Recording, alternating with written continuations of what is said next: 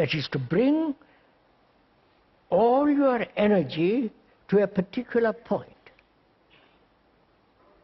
Which means in that concentration, you are not allowing any kind of other thoughts to interfere, right? That is to control. Concentration implies controlling thought, not to wander away, right? I hope you're following. But to focus your thought on a particular subject, on a particular page, on a particular picture, which is thought says that it's important to focus my attention, focus my energy on that, right? It is the operation of thought. I wonder if you're right. Are we me? It's the operation of thought in which there is compulsion, control, which says, look. So, in concentration, please understand this carefully if you don't mind. In concentration, there is the controller and the controlled. Right? My thought is wandering off. I say it should not wander off. I bring it back, the controller, who says I must concentrate on this.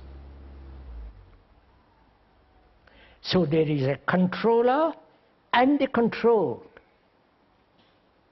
Right? Who is the controller? The controller is part of thought. The controller is the past. Right?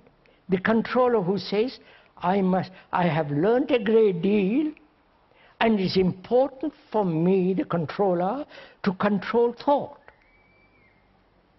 That is, thought has divided itself as the controller and the controlled. So that it's a trick that thought is playing upon itself.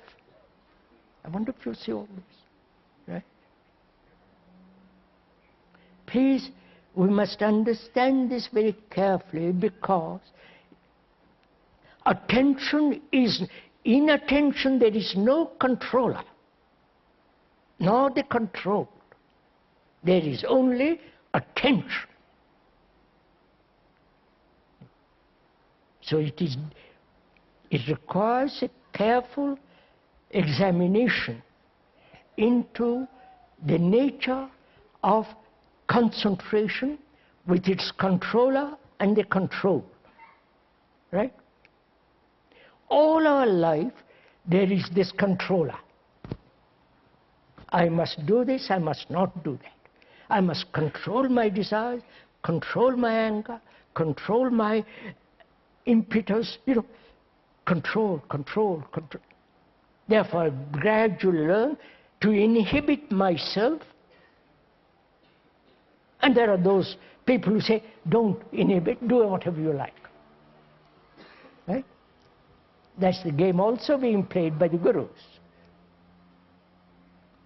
So, one must be very clear in understanding what is concentration and what is attention.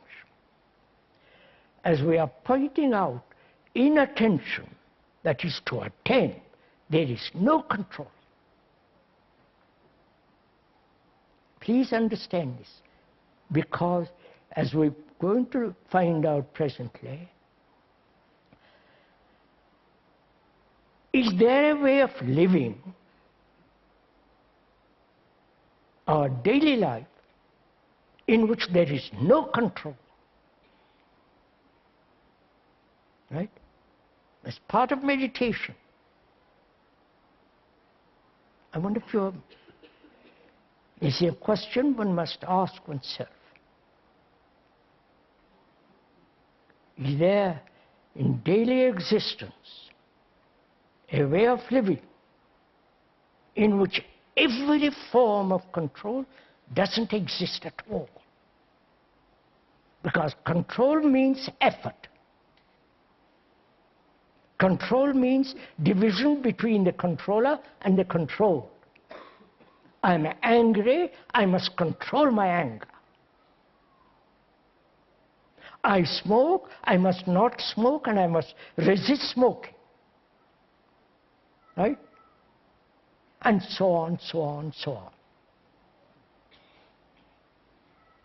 What we are saying is something totally different, and therefore it may be misunderstood and may be rejected altogether, which is very common. Because we say, well, all life is control. If you don't control, you will become permissive, nonsensical, it has no meaning. Therefore, you must control. Right?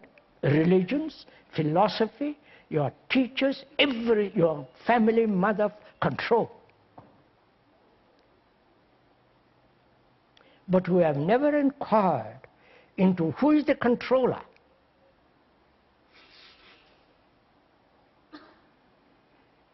The controller is put together in the past. The past is the knowledge, which is thought. Thought has separated itself as the controller and the controlled. And concentration is all that. And in understanding that, we are asking much more fundamental question, which is, can one live in this world with a family, all the rest of it, without a shadow of control? Right? First of all, see the beauty of that question.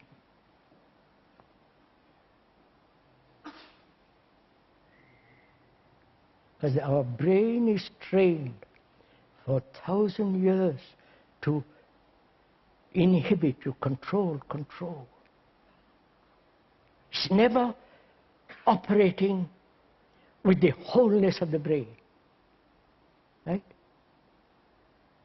See what it is doing for yourself.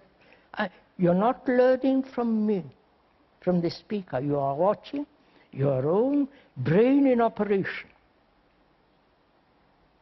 Rationally, critical examination, in which there is no deception, hypnosis, and so on.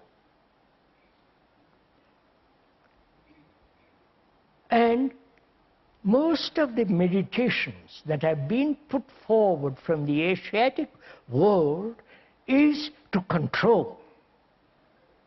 Control thought so that you have a mind that is at peace. You have a mind that is quiet, not eternally chattering. Because silence, quietness, absolute stillness of the mind